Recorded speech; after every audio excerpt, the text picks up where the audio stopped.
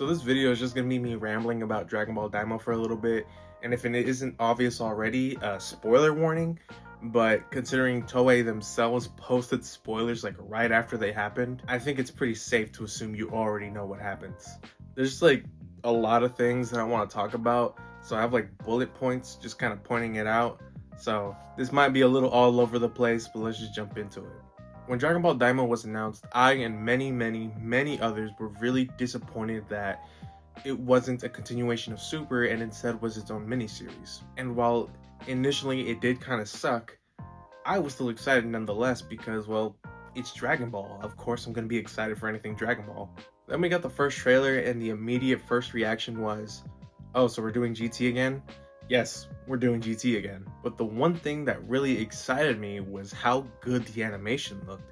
It was definitely a step up from Super, especially the beginning of Super. Watching Daima Weekly was honestly a lot of fun. I genuinely enjoyed the feeling of adventure that it gave off because it felt very reminiscent of that feeling I felt when I first watched the original Dragon Ball series. The Demon Realm was unique and colorful, and it genuinely felt like I was just watching a JRPG as an anime. And seeing Goku fight with the power pole once again, oh, it was peak. Not to mention Masako Nozawa. Despite being 88 years old, she still captures Kid Goku's energy just amazingly, like she had been voicing him just a year before. Genuinely, she is amazing. Speaking of Kid Goku, we finally had the return of Stephanie Donnelly voicing the character once again after over 10 years. Back to the Demon Realm, I think the characters that we were introduced to were all amazing. Glorio, Pansy. No, I want some fanboys. Please, I want fanboy milk. No, please give me some fanboys. I needed fanboys. I am so addicted.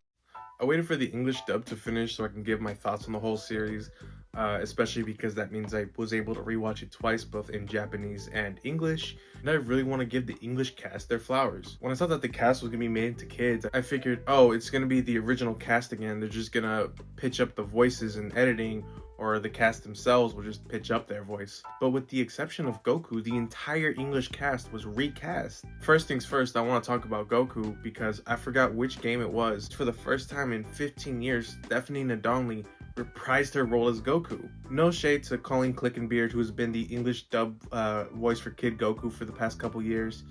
I respect her as a voice actor. She's one of the greats. In fact, I personally prefer her Gohan to Stephanie's.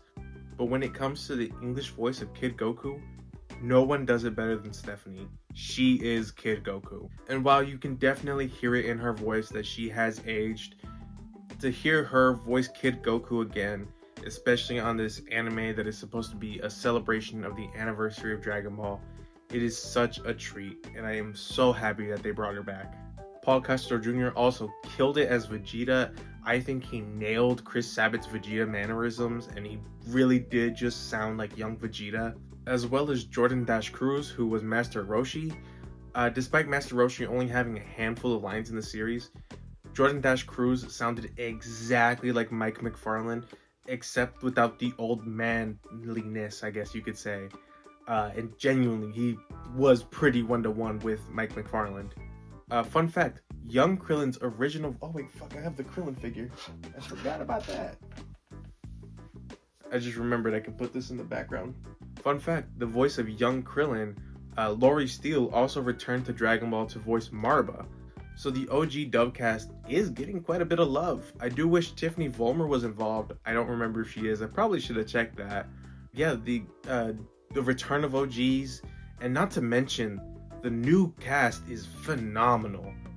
Aaron Dismick as Glorio, Veronica Liu, sorry if I mispronounce any names, as Pansy, Landon McDonald as Degasu, Tom Laughlin as King Goma, Morgan Guerin as Arensu.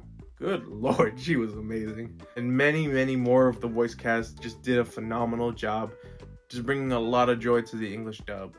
And obviously, the Japanese cast, amazing as well.